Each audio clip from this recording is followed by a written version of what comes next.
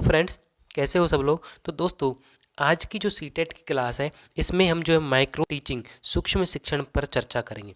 देखिए फ्रेंड्स, कुछ दिनों से हमारी वीडियो जो नहीं आई है, तो क्या है कि मेरी तबीयत ख़राब हो गई थी कुछ ज़्यादा ही, तो इसलिए वीडियो नहीं आ पाई। लेकिन अब जो है रेगुलर आपको वीडियोज मिलने वाली है। तो फ्रेंड्स, आज हम माइक्रो टीचिंग पर चर्चा करेंगे। देखिए, माइक्रो टीचिंग जो सूक्ष्म शिक्षण है वो होती क्या है। मान लीजिए आपसे पूछा जाए कि टीचिंग क्या है, तो आप टीचिंग कहेंगे कि जो शिक्षण कार्य कराया जाता है क्लास में वो होता है टीचिंग। ठीक है। तो माइक्रो टीचिंग क्या है। तो माइक्रो का अर्थ होता है छोटा। तो टीचिंग का जो छोटा रूप है जिसमें जो क्लास में शिक्षण क्रियाएं हैं वो सूक्ष्म रूप से संपन्न होती है। मतलब टीचिंग प्रोसेस होता है वो लंबा होता है ना। और माइक्रो टीचिंग जो होता है वो टीचिंग का एक छोटा रूप है। मान लीजिए 10-15 मिनट 12 मिनट का जो है वो माइक्रो टीचिंग प्रोसेस होता है। टीचिंग प्रोसेस जो होता है मान लीजिए एक पीरियड 45 मिनट 50 मिनट 1 घंटे का हो सकता है। लेकिन माइक्रो टीचिंग जो होता है 10 से 15 मिनट के बीच में जो है ख़त्म हो जाता है। ठीक है। तो सूक्ष्म शिक्षण विधि का जो विकास किसने किया, तो इसका विकास जो है ड्वाइट डब्ल्यू एलन महोदय ने किया। एक डब्ल्यू एलन महोदय हैं, इन्होंने इसका विकास किया है। सूक्ष्म शिक्षण में कम समय में अधिक दक्षता प्रदान किया जाता है। मान लीजिए आपको टीचिंग प्रोसेस जो होती है उसमें लंबा समय होता है, फिर भी हम कम दक्षता ग्रहण कर पाते हैं। लेकिन सूक्ष्म शिक्षण में आपको कम समय में अधिक दक्षता प्रदान की जाती है। अर्थात जो कम समय में आपको अधिक से अधिक जो नॉलेज है वो आपको प्रोवाइड की जाती है। ठीक है। सूक्ष्म शिक्षण से शिक्षकों के कौशल का विकास किया जाता है। मतलब कि एक शिक्षक है उसमें किसी कौशल का विकास नहीं है, तो उस कौशल का विकास भी जो है माइक्रो टीचिंग के थ्रू किया जाता है। जैसे कि श्यामपट्ट कौशल, मतलब कि जो टीचर है, अब आप टीचर बनने जा रहे हैं तो आपको जो बीएड आपने इंटर्नशिप की थी तो उसमें आपको श्यामपट्ट कौशल मतलब कि लिखने का एक कौशल होगा, वो आपको यहाँ पर प्रोवाइड किया जाता है। पुनर्बलन कौशल, मतलब कि आपको कोई चीज़ नहीं आई पहली बार में तो आपको उससे प्रोत्साहन करना है कि आप उस कार्य को दोबारा में सीख जाएंगे। ठीक है। इसी तरीके से प्रश्न प्रवाह कौशल, मतलब प्रश्न पूछेंगे तो किस तरीके से पूछेंगे उसका कौशल भी आपको यहाँ पर सिखाया जाता है। ठीक है। इसमें शिक्षक जो है छात्रों को एक छोटे समूह या एक सहकर्मियों के साथ कार्य करता है। जो शिक्षक होता है या तो वो जो 5-6 स्टूडेंट ले लेगा तो उसका एक ग्रुप बन जाएगा, या फिर जो टीचर है वो अपने जो सहकर्मी स्टाफ के जो कर्मचारी हैं और टीचर हैं उनका एक ग्रुप बनाकर उसमें काम करते हैं। ठीक है। आगे की बात है कि शिक्षक के शिक्षण सत्र जो होता है को रिकॉर्ड किया जाता है और फिर उसका विश्लेषण किया जाता है। मान लीजिए जो शिक्षक ने जो जो पढ़ाया है, जो इस माइक्रो टीचिंग में आपको सिखाया, उसमें रिकॉर्ड कर लेंगे और उसका फिर एनालाइज करेंगे कि क्या सही था ये माइक्रो टीचिंग या फिर नहीं था। ठीक है। इसमें शिक्षक अपने शिक्षण कौशल को बेहतर बना सकते हैं। जब एनालाइज करेंगे तो कोई कमी उसको मिली शिक्षक को, तो वो अपने जो शिक्षण शास्त्र है, जो अपने माइक्रो टीचिंग अपना कौशल है उसको बेहतर बना पाएंगे। ठीक है। अब हम बात करते हैं यहाँ पर कि माइक्रो टीचिंग की जो प्रक्रिया है वो क्या है, कि कौन कौन से उसमें चरण है। तो देखिए, पहला इसमें चरण आता है पाठ योजना का निर्माण। मतलब कि टीचर जो है पहले पाठ योजना का निर्माण करेगा। पाठ योजना का निर्माण कैसे करेगा, कि मान लीजिए आपको एक लेसन पढ़ाना है कोई भी, तो उसको किस तरीके से पढ़ाना है, कौन से शिक्षण विधि का उसमें प्रयोग करना है, तो इस तरीके से उसमें पाठ योजना का निर्माण करेगा। ठीक है। अगला है कक्षा शिक्षण। कक्षा शिक्षण का मतलब होता है कि पाठ योजना बनाने के बाद टीचर क्लास में आएगा, पढ़ाएगा। शिक्षण करवाने के लिए सिर्फ और सिर्फ उसे 6 मिनट का समय जो रिजर्व होता है। पाठ योजना का टीचर ने निर्माण कर लिया कि उसे किस तरीके से पढ़ाना है, कौन सी शिक्षण विधि से पढ़ाना है। अब टीचर क्लास में जाएगा, वहाँ पे पढ़ाएगा, जो जो उसने पाठ योजना बनाई उसको अप्रूव करेगा और सिर्फ उसको 6 मिनट दिया जाएगा, इससे ज़्यादा मिनट पढ़ाने के लिए नहीं दिया जाएगा। ठीक है। इसके बाद अगला चरण है प्रतिपुष्टि। फीडबैक देने के लिए 6 मिनट, मतलब कि अब जो 6 मिनट का समय है वो बच्चों को दे दिया जाता है कि आपको जो कोई कमी है उस पर प्रश्न पूछो, आपको जो चीज़ समझ नहीं आई तो टीचर उसमें क्या करेगा, आपको फिर समझाएगा, उस 6 मिनट में फीडबैक देगा। वो 6 मिनट हो गया। ठीक है। फिर टीचर क्या करेगा, पुनः पाठ योजना बनाएगा और इसके लिए उसे 12 मिनट चाहिए। पुनः पाठ योजना बनाएगा जिसमें कि कोई कमी रह गई उसकी पहले की पाठ योजना में, तो उसका निर्माण करेगा कि कौन सी शिक्षण विधि से जो बच्चों को समझ नहीं आई तो इसकी जगह दूसरी शिक्षण विधि काम ली जाए। ठीक है। फिर पुनः शिक्षण, मतलब कि फिर पुनः कक्षा में आएगा और 6 मिनट फिर पढ़ाएगा, क्योंकि 6 मिनट का समय ही रिजर्व है। फिर उसके बाद अगला चरण पुनः प्रतिपुष्टि, जो कि 6 मिनट के लिए। अगर आपको अब भी कोई चीज़ समझ नहीं आई तो आप शिक्षक से प्रश्न पूछें, शिक्षक आपको फीडबैक देगा। तो इस पूरे 6 चरण है जो है, इनमें कुल 36 मिनट का समय लगता है। ये है माइक्रो टीचिंग। ठीक है, माइक्रो टीचिंग का देखिए यहाँ पे सर्कल बना हुआ है। पहला प्लानिंग, दूसरा टीचिंग। पहले प्लान करेगा, पाठ्य योजना बनाएगा, दूसरा टीचिंग पढ़ाएगा, तीसरा फीडबैक, फिर चौथा रीप्लान करेगा, पांचवा रीटीचिंग करेगा और छठा रीफीडबैक होगा। ठीक है, इसके बाद हम आगे बढ़ते हैं। सूक्ष्म शिक्षण के उद्देश्य की अगर हम बात करें तो शिक्षण के शिक्षण कौशलों को सुधारना। अब जो शिक्षक है उसके शिक्षण कौशलों को कैसे सुधारता है?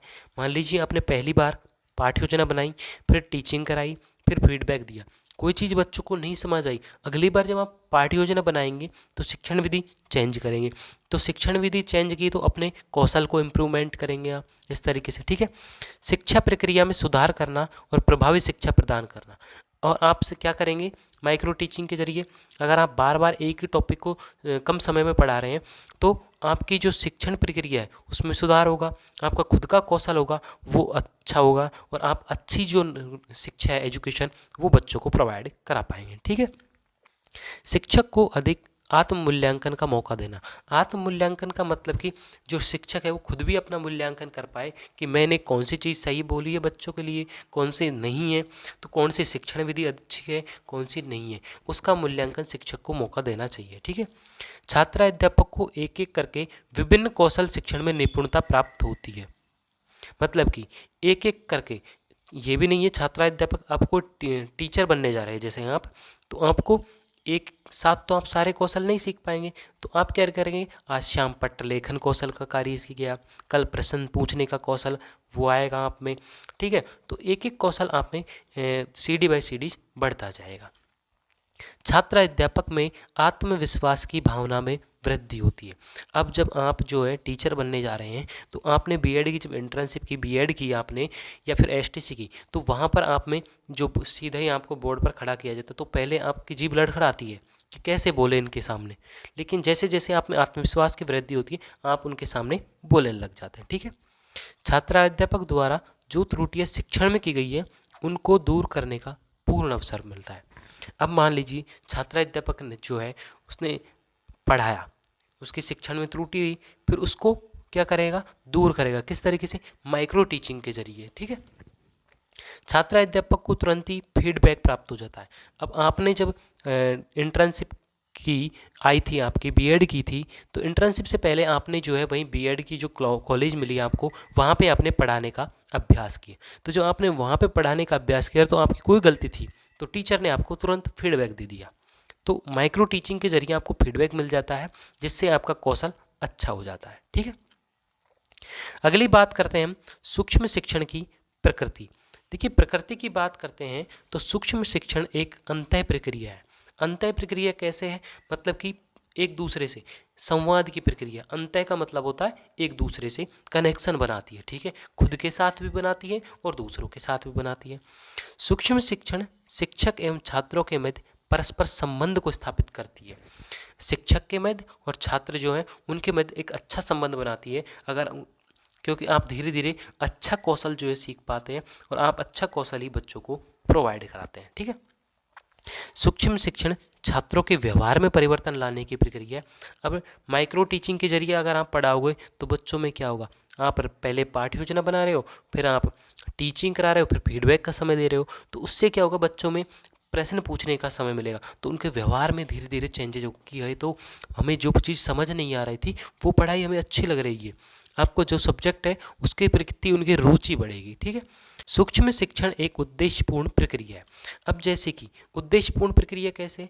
मान लीजिए मैं आपको यहीं पर माइक्रो टीचिंग टॉपिक पढ़ा रहा हूँ, तो मेरा उद्देश्य ये है कि ये टॉपिक जो मैं आपको पढ़ा रहा हूँ ये आपको पूरी तरीके से समझ आए। तो इसी तरीके से आपका उद्देश्य क्या है कि बच्चों को जो आपका सब्जेक्ट है उसमें अच्छी इम्प्रूवमेंट हो। ठीक है, सूक्ष्म शिक्षण एक विकासात्मक प्रक्रिया है क्योंकि इसके जरिए जो बच्चे में इम्प्रूवमेंट होती है, बच्चे की रुचि बढ़ती है सब्जेक्ट के प्रति। ठीक है, सूक्ष्म शिक्षण एक औपचारिक एवं अनौपचारिक प्रक्रिया है। ये नहीं कि इसको जो है एक नियम के थ्रू सीखा जा सकता, बल्कि इसको बिना नियम के थ्रू भी सीखा जा सकता है। एक अनपढ़ व्यक्ति भी इसको में जो है पढ़ सकता है, उसकी समझ सकता है। ठीक है, सूक्ष्म शिक्षण एक तार्किक प्रक्रिया है। तार्किक प्रक्रिया मतलब कि इसके जरिए हम मैथ्स को भी सीख सकते हैं। सूक्ष्म शिक्षण एक त्रिध्रुवीय प्रक्रिया है। त्रिध्रुवीय प्रक्रिया क्योंकि पाठ्यक्रम और जो बालक है और जो करिकुलम है और शिक्षक जो है, इन सबको जो है माइक्रो टीचिंग के जरिए जोड़ा जा सकता है। ठीक है, शिक्षक के विकास का माध्यम है। अब शिक्षक का विकास कैसे करती है माइक्रो टीचिंग? अभी बताया कि शिक्षक ने खुद का मूल्यांकन करेगा तो उसको जो कमी दिखेगी वो उसमें सुधार करेगा, तो खुद का भी विकास हुआ। शिक्षण प्रक्रिया में गुणवत्ता का संरक्षण मतलब कि गुणवत्ता का संरक्षण मतलब कि अच्छी गुणवत्ता की शिक्षा ही बच्चों को दी जाए। ये नहीं कि जो शिक्षा गुणवत्तापूर्ण नहीं है उसको बच्चों को दे दी जाए। ठीक है, छोटे समय के अंशों में शिक्षा प्रदर्शन मतलब कम समय है फिर भी आपको अच्छी शिक्षा देनी है, अच्छी शिक्षा का प्रदर्शन करना है। शिक्षा की स्वाधीनता मतलब कि शिक्षक इसमें स्वतंत्र होता है, उसकी अपने अधिकार होते हैं, वो उस तरीके से उसको पढ़ाता है माइक्रो टीचिंग के जरिए। ठीक है, आगे बढ़ते हैं हम। शिक्षा प्रक्रिया में सुधार का मौका, और क्योंकि शिक्षा में की जो प्रक्रिया है जो पहले से बनी हुई है कि आओ चैप्टर पढ़ाओ और गए टीचर, और कुछ बच्चों को समझ नहीं आए तो उस तरीके से नहीं करना, शिक्षा प्रक्रिया में सुधार करना। प्राधिकृत समर्थन और मार्गदर्शन मतलब कि बच्चों को जो जो समर्थन चाहिए उनका मार्गदर्शन करें, उनका जो है समर्थन करें, बच्चों की जो भाषाएं हैं उनका अलग अलग तरीके से जो समर्थन करें और उनका मार्गदर्शन भी करें। ठीक है, तो फ्रेंड्स यहाँ पर जो हमारा माइक्रो टीचिंग जो टॉपिक है वो कंप्लीट होता है। तो फ्रेंड्स वीडियो अच्छी लगी तो वीडियो को लाइक करना, चैनल पर को नए हो तो सब्सक्राइब जरूर करें।